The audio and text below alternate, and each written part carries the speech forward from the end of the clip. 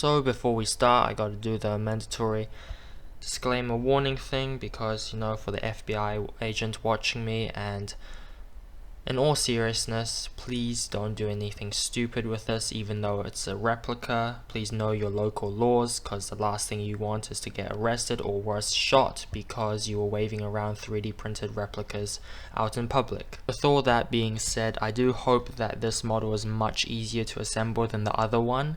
So hopefully this is better than the previous model and I will not waste your time anymore.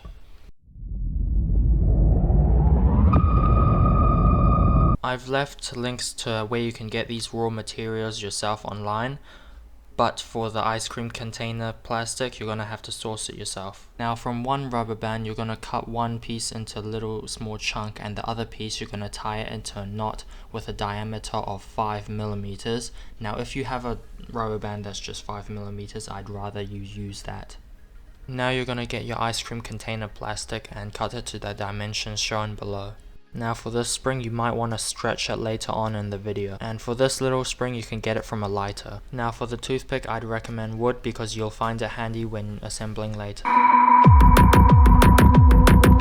So for sanding, you're gonna probably want to sand the rails, inside of the rails, all sides. Don't sand this little nudge off because it is important. Oh no, there's a little, what do you call it? A little lip that pulls up. You don't want to sand that off because that's going to cause some real issues. You're going to want to sand the outer rails if you can, the inner rails, of course the inner parts of this, and light sanding around here, not necessary, I'd say. Then you're going to want to move on to the barrel, optional, but you might want to sand the top of it because, I don't know, better performance. If it doesn't print very evenly because it's face down like this, you might want to sand off, not too much, but make this even and soft, because it is crucial to not disconnecting half the time when you're pulling the trigger. Depending on which way you print it, there might be some filament that hangs off. You want to make that flush with the rest of the shape, so if there's any loose filament hanging off, you're gonna cut it a bit and make sure it's flat with both sides, because that is unfortunately really crucial to the blowback. Now for the blowback unit, you need this, which is the housing of it. You're gonna need your trigger, you're also gonna need your lever, you're gonna need this pin as well. Call it a rod here and here. Back to this monstrosity, we have the blowback unit. First of all, the trigger goes through here. This should be pretty self-explanatory unless you're a kid. And now you're going to need a tweezer. Preferably these angled tweezers, but you can use straight ones if you want to take a challenge. Or you can use your hands, which is very painful to do. Which you have to put this through like this, and the knot goes down, facing downwards, preferably at an angle going this way into the back of the housing. But from here you can either use a toothpick, use your fingers if you're nuts, or use the tweezers and pull it out like this. You're going to hold it there, grab your little piece with a hook that looks like this, and then loop it through so it connects like this, and this should work fine. And it should have pretty strong return on the trigger. We're going to get this rod. Now there's a little bit that's facing down, that's going to go to the bottom, and that's going to work like this. From here you grab your frame, pray that you printed the frame for this, and now you have this. Basically the flat side goes towards the inner piece of the housing, And then from here you're just going to hold it, grab your little piece. Now this should, I printed it, I designed it actually to fit pretty tightly. So you might want to hammer it in if it's not moving all the way, but better to have it tight than loose, because this part went through so many trials just to have it designed this way. This shouldn't be pushed too far in or too far out. This shouldn't have too much wiggle, and when you pull the trigger, it should be pretty loose and free. Additionally, you're going to get your, I don't know, I call it the field strip pin down this way. If you're, yeah, that works like this. You're going to have to grab out this, yeah, that should do. Anyway, now you're going to grab this little piece of a rubber band. You're going to find this piece very carefully. You're going to look at this little piece here, and you're going to put a very little bit of super glue just to put it up facing like that. Should end up looking like this, which is a very tiny little piece. Make sure that this flips upside, because that's the springiness that you need. You're gonna get 2 of these rubber bands, the tiny ones.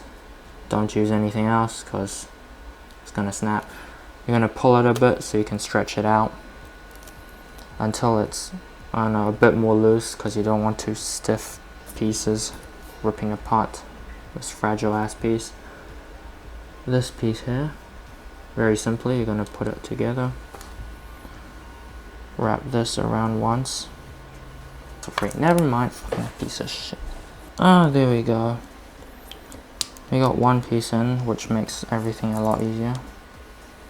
You're gonna get your toothpick, because printing the pin was impossible and making it out of filament would be way too thick. So unfortunately, you're gonna have to use a toothpick. Use the pointy end and shove it through. Make sure that I can loosely move. Use a plier, but I'm using a craft knife because I have no, fits nicely. Now the fun part, you're gonna grab this, which is pre-bent in half. You're gonna go angled first in here. You're gonna poke it in, and from here it should hold still. If it isn't, you're gonna put in your slide.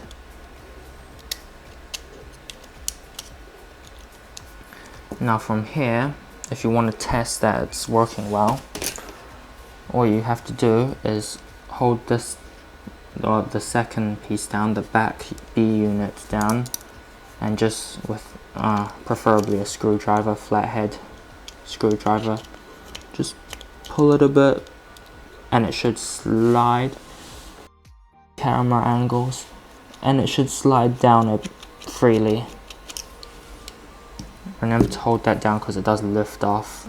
You're gonna also need your little thing that you made. You're gonna stuff it in here. This is gonna go here, and this should fit pretty snug in here. You're gonna get your favorite toothpick here. You're gonna shave it off a bit. Alright, so you're gonna cut this toothpick till it has the diameter. Well, this is just for my pin, it might vary a bit, but it all should be pretty similar to the diameter of, anyway, it should fit through this pin pretty snug, not too tight, not too loose, but preferably a bit more tight.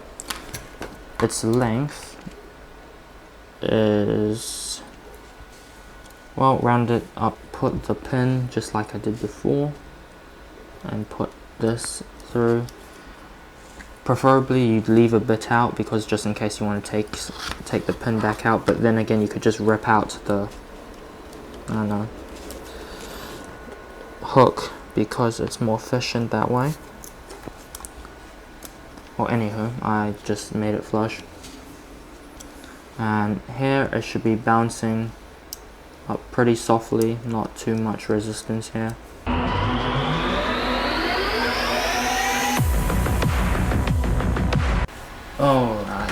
Alright, you get a piece of filament. Alright, from here, there we go. Anyway, you're going to put this here. You're going to slide through like this. There's a little bump that should just stop itself. There we go. So there, you're just going to keep it still. Make sure the little hole is popping out. Place the piece on top. And from here, it should be cut in an angle. This piece of filament. Just put it in.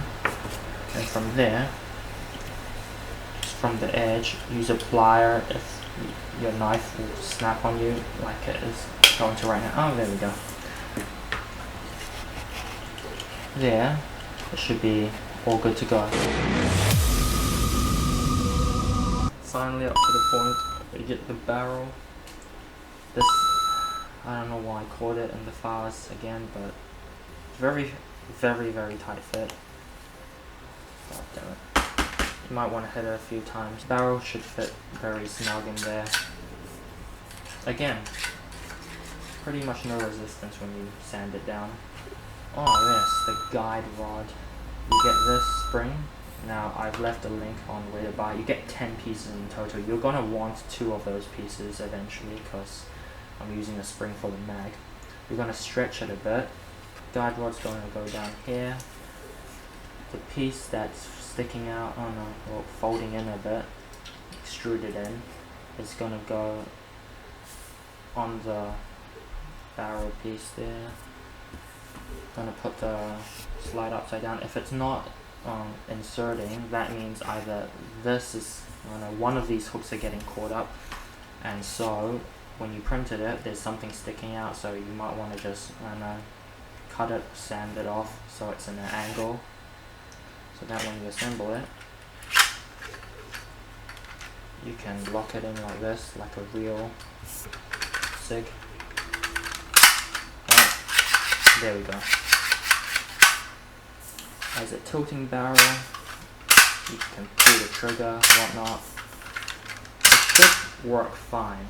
If it isn't, now this is a rear side and this is the front side, very self-explanatory. You just slide these in, like so. And that's basically it. And if it's not working for you, I don't know how to help you.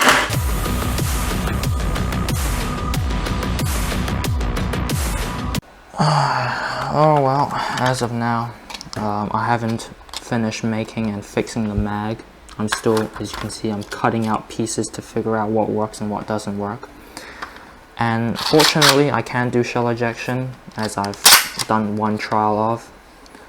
But for now, it's still under development. I don't know if I'm going to be annoying and release one piece and then just wait till the next piece is done, or if I'm going to release them all in one set so you can have all the files, the 2 sets of files.